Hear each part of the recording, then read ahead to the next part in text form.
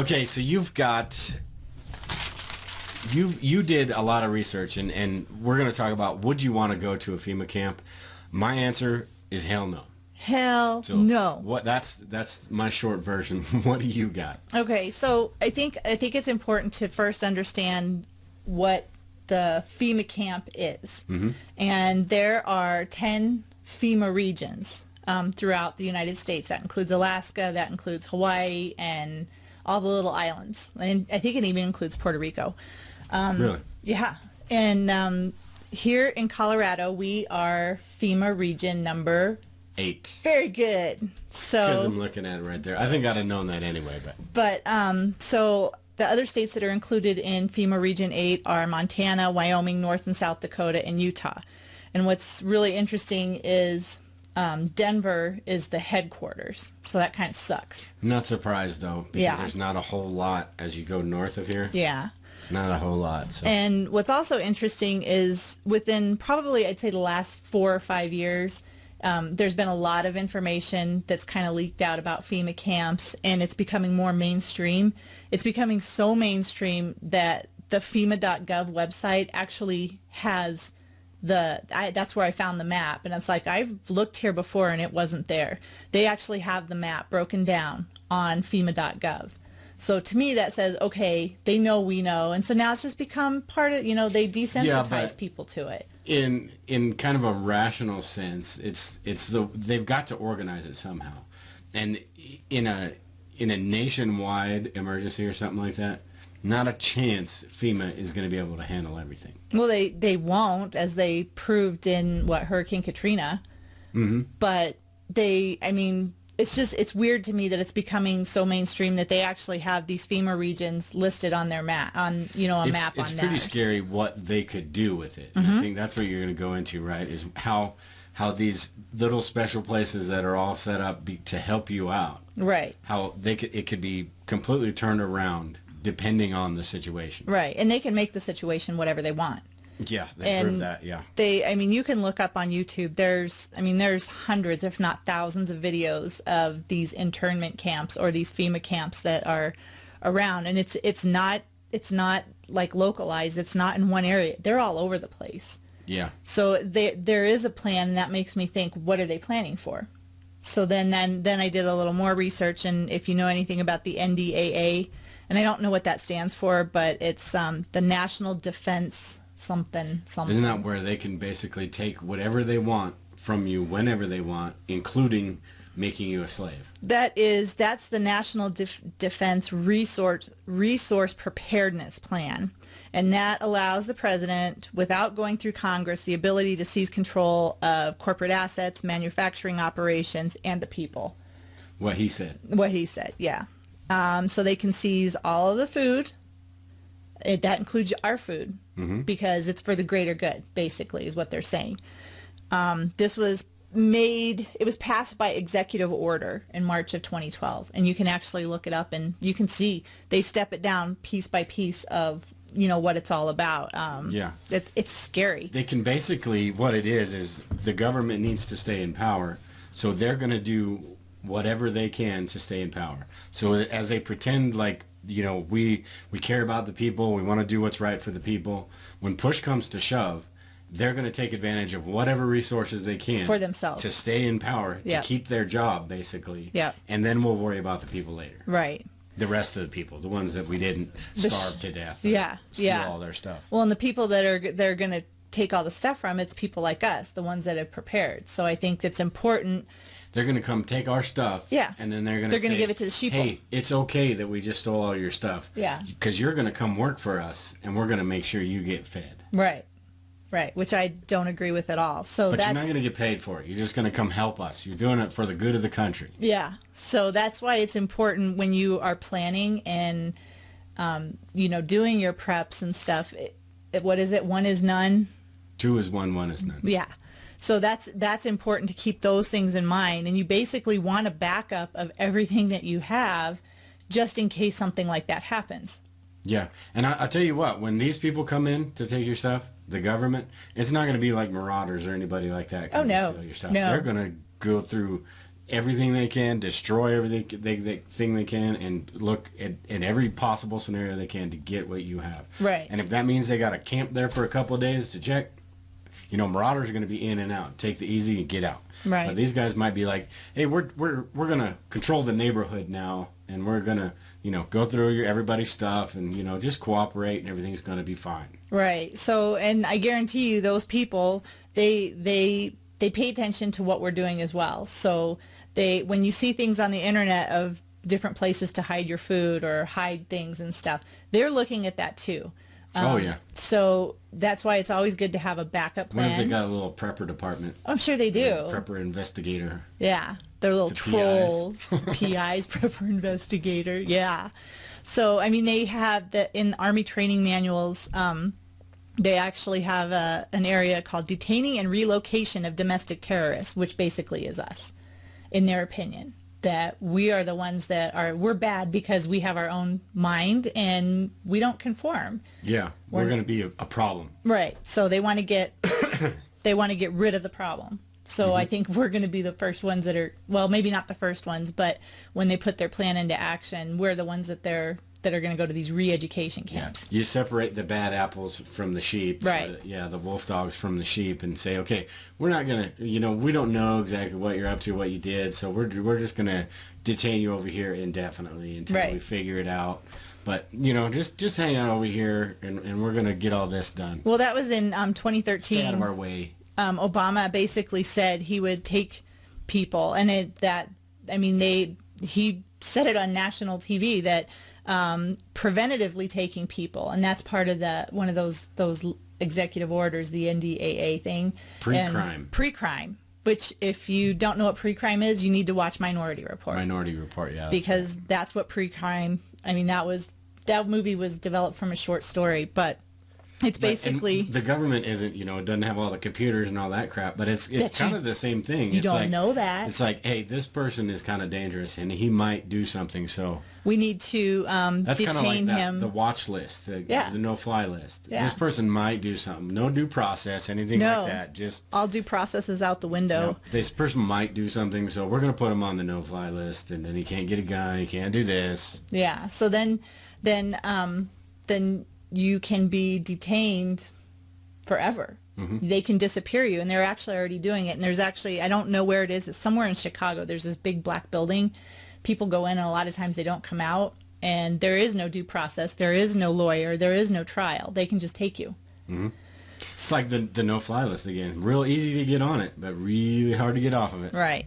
So the FEMA camps, they're all over the U.S., and it's kind of interesting. It's kind of like they're doing a test to change with the FEMA camps right now. They're actually doing it right now. Explain what you mean by a test to change. Test to change is... putting their toe in the water? Well, they're going to trial it and see how it goes, and then they're going to tweak it. How people react to it? Yeah. So, and it's already happening in South Carolina.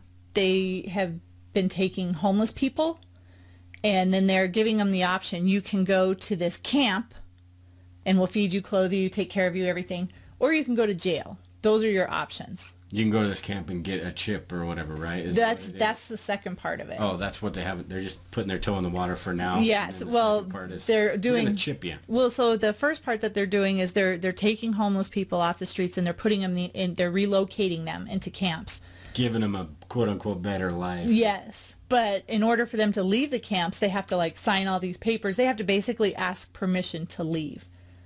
And it's like, you know what? Just because they're homeless doesn't mean that their rights are gone. So, I mean, that's a huge thing. So I think they're trialing it. But it's an easy target because they don't have anything. So you're going to give me some? Okay. Yeah. So, but I mean, those are the easiest targets. So we're going to test a change and see how this goes. That's like phase 1, then phase 2, then phase 3, then phase 4, however it's going to roll out. And this all does kind of sound really extreme and all of that, but when you look throughout history, this is how they do a lot of different stuff. And it's, whether that's for good or for bad or whatever, it is small incremental things. And you look back 100 years and think, how did we get to this point? And this is exactly how it happens. They've already done it in the past. They did it with, you want to go back as far as 19th century, Native Americans. They were here first. And they took them and they gave them We're land. going to take this land. We're going to give you this. We're going to over give you here. this. We're going to take. Yeah. Oh no, we want this too. So. And if you don't give you think this little reservation. Yeah, and if you don't think that this could ever happen, they did it during World War II with the Japanese internment camps. Mm-hmm. They took 110 to 120,000 Japanese Americans and they relocated them to internment camps. And there was actually one in Colorado, in southern Colorado, that they had people in these camps because they were Japanese Americans. They could be a potential threat. So they have done it before. They will do it again, in my opinion. Yeah, and people that think that we're too advanced and this isn't like it was 100 years ago, 200 years ago, and the Constitution doesn't matter because that was 200 years ago.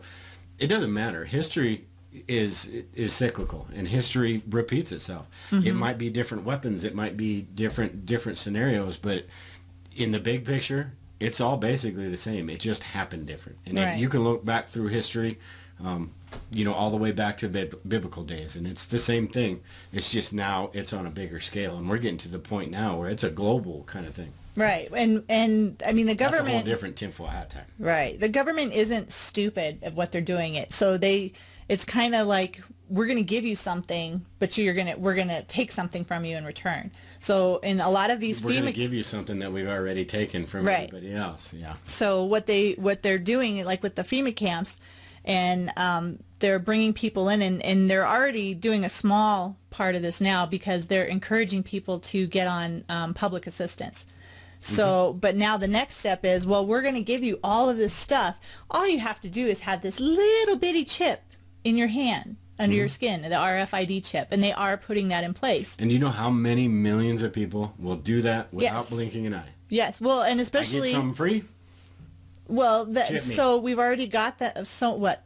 47 million people, Americans, are on some kind of public assistance. More people are on welfare than are not, I believe. Something like that. I read something about it's a huge like 52%, 54% yeah. of people in the United States are on welfare. So we've already given them the benefit. We've given them the welfare. We've given them the food stamps. Or some sort of government assistance. We've given them some sort. So in order for you to keep getting that, you're going to get a chip. If mm-hmm. you and it's painless, it's easy. You still want your free stuff. You have to have this. This is all you have to do. Just throw in this chip. And so they've already given something, but now they're going to take it away unless you do this. So that's another thing that I think is worrisome. And and not just in a human perspective, biblically. Yeah. That is terribly worrisome. The mark of the beast. Yeah. And I don't care if you believe in God or not, if you're a Christian or not, that right there, when that starts to happen, that should be a huge red flag. Yeah. That you better get on your knees right then. Yeah, because and that's I don't know. I don't know. I just think when that starts happening, holy crap, that's what I'm thinking. It's happening. Yeah. So they're doing it. But the thing the technology's there. It's just got to get implemented. Yeah, no, they're doing it. It is being implemented. Well, it's implemented. They're doing it now. So it's not worrisome for the future. It's like, okay, holy crap, I think people should start paying attention now. No, I mean implemented on a wide scale. Like flu shots and vaccines are now, where mm-hmm. it's almost like you were saying, at work, they told you have to wear a mask if you don't get a flu shot. Yeah. And I could see the same thing happening with that, where you go get your license renewed or something. Hey, and you got to take your picture and get this little chip. Yep. Stuff like that. I mean, it could be something like that. And if you can't do anything if you don't have the chip, and that's what it's going to be like. You won't be able to spend money. You won't be able to do any of this stuff. So it's almost like if you want to survive, you better do this. Right. So that's coming, and I think people mm-hmm. need to pay attention to that. And I think now I'm gone. I'm off on my own, and we're planting stuff, and I'll live in the middle of nowhere, and I don't care if I live for 2 weeks or whatever. I'm not doing it. Yeah. Well, and there was, and I can't remember who said this, but somebody said that if you want to control 100% of the population, you need to control the food, which is true, because if they control the food, then they control the people. Yeah, and it is true. So that's when there's food shortages and all that. That's when the rebellions happen. That's when all of that stuff happens, because people they're like, hey, you're supposed to be helping me. Yeah. Or where's my food? Yeah. So here's your food, Dale. It's in FEMA camp number 616 AA. Here's your cot over here. Oh wait, you're one of those people. You're going to go into this special re-education center first. then we'll send you to where the food is. And I think, along these lines where they can put everybody in there, in the United States, I think they're underestimating a lot of people in the United States, because there's a lot of people that are going to be like, bullcrap. Yeah. I remember what this country was like. I know what it can be, and you're not doing it right, and I'm not going to that damn camp. I think there's a lot more people. It would be a rebellion. Right. It would be like the Americans fighting against the British, where it was a small group of people fighting against a big government. And I know I've heard people say that the government has huge weapons now and they could totally take us out. And they could. But, would they go to that extreme? Possibly. Maybe. But does that mean we give up? Not me. Absolutely not. No, me. but so if you look at the population, and I don't know what the population is now, 330 million or something in the United States? Yeah. So or 30? I don't know. 30 million is the quote. It's like 1% of the population are considered preppers, or people that are preparing for things. So 30 million people versus 300 million people. That's 300 the people on Facebook. Yeah, the 300 million people they're going to be the ones in the FEMA camps. So hopefully, I would like to hope that they would go after them first, because those people will be beating down their doors saying, take me, take me, take me. Mm-hmm. But unfortunately, I think they're going to be coming after us first. So I think that's why it's important for us to kind of, have a backup plan. You got to have a plan unless you want to live in a FEMA camp. Now, if let's say everything goes to shit and they end up taking people and putting them in FEMA camps, then you got to learn the psychological aspect of how are you going to actually survive if you were put in a FEMA camp. And the psychological perspective and the survival instinct has to kick in. I just couldn't. I couldn't do it.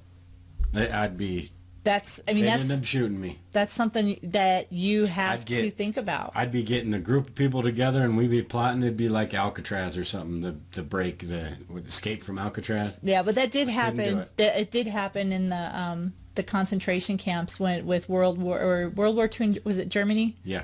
So that did happen, and a lot of those people actually died. Not very many of them got out, the people that were actually plotting. So, and I commend them. I'd do the same thing. Yeah, but you got to figure out, you got to work smarter than them. I know where I'm going, though. And so I'm all right with that. Yeah. Not okay. I just, people that I don't trust telling me what to do, not happening. Yeah. But those are things I think people need to think about. The FEMA camps are real. They're becoming more mainstream. And if people want to say, no, it's just this, I think a good example of, yes, they are real, and seeing the FEMA region maps on the FEMA.gov website, and you can justify it in any way that you want. I think they're giving it to us in little doses. It's exactly. So. Yeah. And getting us ready for it. And then if something does happen, it's okay. Oh, we got the FEMA camps. I think something big scale, not a chance any of this even matters. You listen to Alex Jones all the time, and he goes, he starts off with some really good points and then goes off. But I just don't see something there are too many people in this country that care about this country, that they just kind of take for granted. There are a lot of people that could give a crap too, though. So, it's a much more convoluted, much more complicated situation than throw everybody in a FEMA camp. You got the people that will go and the people that are hiding out. We got to go get the people that are hiding out. Right. I think there's so much more. Or they could take the willing people that are going to go willingly into the FEMA camp. They can reprogram them. They can re-educate them to come after us that don't want to go to the FEMA camps. Yeah. Yeah.